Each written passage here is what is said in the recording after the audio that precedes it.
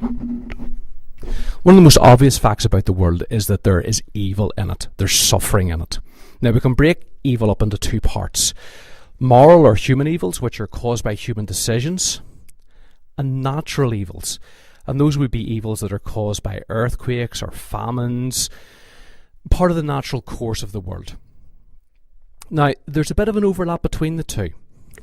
One economist, Amartya Sen, has argued that there has never been a famine that wasn't avoidable. There was always enough food being produced on earth, but people didn't want to share it. People guarded what they had too carefully, too violently, and so not enough food got around. You can look at volcanoes and say, well, look, there's a source of evil, but then you begin to ask the question, did people need to build their farms so close to them? But then on the other hand, there are certainly diseases and illnesses on earth, cancer springs to mind, that aren't directly linked to human decisions. Yes, we can look at things like lung cancer. Cancers caused by sexually transmitted diseases, and you can say, well, look, there's an element of human choice there. But there are other types of cancer that strike us that have no connection at all with human decision. So you've got these two types of evil in the world. You've got evil caused by human decision, and that's moral evil, and you've got natural evil. So in comes the problem of evil, and that's very, very simply put. God is supposed to be good. God is supposed to be all-powerful. If God is all-powerful, he could stop suffering. If God is perfectly good, he would stop suffering. But there is suffering. Therefore, there's no God. So the argument goes, God, if there was a God, he could stop suffering. If there was a God, he would stop suffering. But there is no suffering. But there is suffering. Therefore, there's no God. That's the argument. Well, Christians then have begun to look at the problem of evil, and not just Christians, Jews and Muslims, and have said, well, hang on a second, maybe God has good reason for allowing suffering. One reason why there might be suffering is that God gave us the gift of free will. Now, free will means that we can decide for ourselves what we want to do, and that gives us a tremendous amount of dignity. We're the only things in the universe that can say no to God, that can refuse to do what God wants. There's nothing else in the universe that can do that. And it also means that human beings can love. They can freely sacrifice for others. So there can only really be true love where there's free will.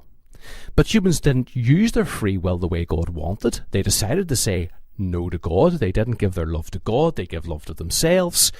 And therefore, wickedness and evil and chaos entered the world. So that's one reason why there might be some suffering. Another reason might be that human beings needed danger in the world to learn courage. They needed pain in the world to learn compassion. We needed to learn how to help and to support each other. And so that's a way of building our souls in the world, a way of strengthening us, a way of growing closer to God. So that's another reason God could have allowed suffering in the world. And by learning compassion, we have to encounter suffering. By misusing our free will, we bring more suffering into the world. By moving away from God, we don't have access to comfort when we suffer. We lose a source of God's guidance, and that increases the amount of suffering in the world. And so these are reasons why God might have allowed suffering to occur. It's not that God created the world to have suffering in it. It's not that God thinks that suffering is in and of itself a good thing. It's that suffering can bring about a greater good. The difficulty is, though, that sometimes we encounter suffering in the world that doesn't seem to bring about any good. So, for example, you can consider a child dying in the gutter in a country because they're poor, and nobody notices that child. Nobody has in any way learned how to be compassionate because the child has died unnoticed. And the child's free will hasn't got it into that situation. And it would be of no comfort to the child to know that the reason that it was starving to death in the gutter was because God gave its parents free will and they misused that free will. Or that God gave the society free will and society misused it. The child's complaint to God could be, listen, you said in the Bible not just that you loved the human race, you said that you loved every individual human being, and that you know all the hairs on my head, and that you know exactly who I am. Now, if you love me, why are you letting me die this way? That could be the child's complaint to God. And so sometimes it seems that we come across particular examples of evil that serve no greater purpose, particular examples of evil that seem horrendous, that there could be no justification for them, and that are so terrible that that child's life just doesn't seem worth it. In other words, you would look at that, you could look at some children who are suffering and say, listen, it would be better for that child that it had never been born. Better for that person never to have existed than for them to have undergone so much suffering. Again, while there's a challenge here for Christians, and there's a challenge here for people who believe in God, and this seems to be the strongest argument against God's existence, that there are these examples of suffering that seem to serve no greater purpose. Christians reply in one of two ways. They either talk about the resurrection or they talk about the cross. We'll start with the resurrection first. The resurrection says that God didn't just create us to live for 70 or 80 years on earth and then die and that was it. God created us to enjoy Him forever. And one day God will create a new heavens and a new earth, that even though we've rebelled against God and we've turned against Him from here and now, there's hope for the future. And the resurrection of Jesus Christ shows that there will be a new heavens and a new earth where these sorts of evils simply will not occur. And that God can wipe away every tear. And that child's life does not end when it dies in the gutter, but it can be raised again by God into a new life with Him. And that anybody who wants that new life with God can have it. And therefore nobody will suffer evil that makes their life worthless, unless they want to live a worthless life, unless they want to deny God forever. But anybody who wants to dwell with God forever, anybody who wants to be in God's house forever and to dwell in God's kingdom forever and is prepared to hand their life over to Him, gets that. So that's one response to evil, is the resurrection. The other response is the cross, and that's to say, think about the disciples on Good Friday. There was Jesus Christ, who had lived a good life, who had hurt no one, who had helped and healed the poor and the lame and the injured. And what's God done with him?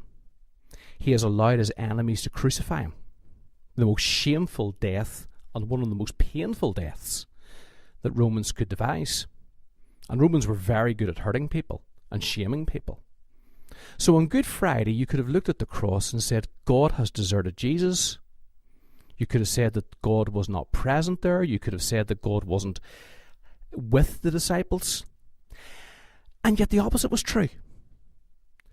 In the Christian story, the cross is when God showed His love to us in the most perfect way possible, that God's only Son died for those who didn't deserve it, and that God the Father's heart was broken watching His only Son die, and that happened for us.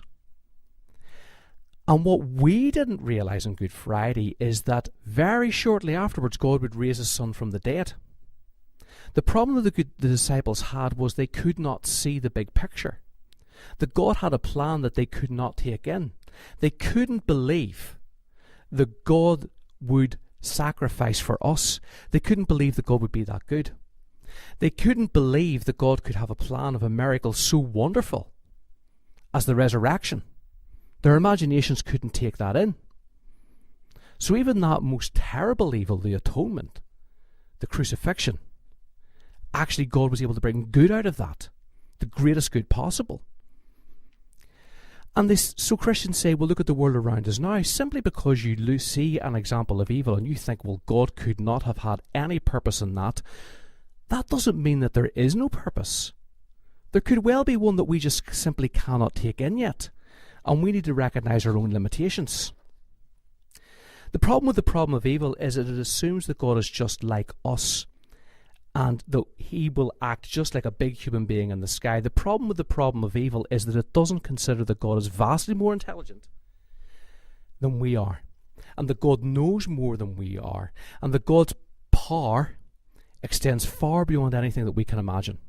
And so that God could heal suffering with goods that we simply cannot even begin to take in here and now. So that's the first problem of evil. And it also assumes that this universe is all that there is, but that's not what Christianity teaches. Yes, there are examples of suffering in the world that would seem to indicate there's no God if this world is all there is. But Christianity and any religion teaches that there's more to the universe than just this world that we look at, than just the stars, the galaxies, that there's an eternal life ahead, and that there's a greatness to God's power that extends even beyond the power that's present in our universe. So that's the second problem with the problem of evil. And finally, the problem of evil for atheists, and this is a difficult one that I think atheists need to take on board.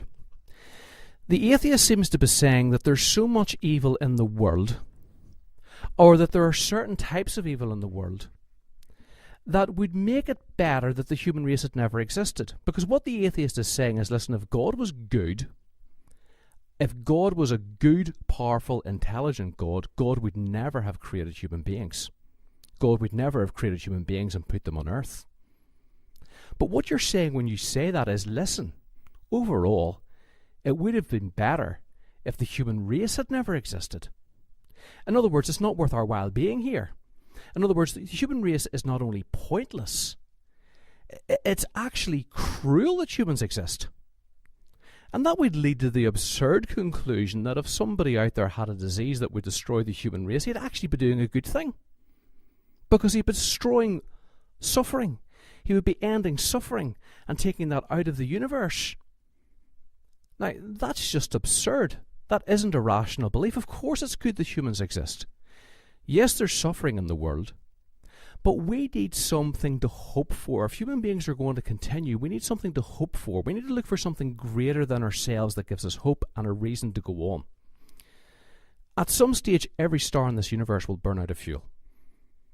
At some stage, the stars will die. And when light dies, life dies. And there'll be a lifeless universe. If human beings are not pointless, there must be something greater than this entire universe that can restore us own to life. And that gives us reason to believe in God, and reason to believe in the resurrection, and to hope in the resurrection, because we need reason to go on in the face of hopelessness.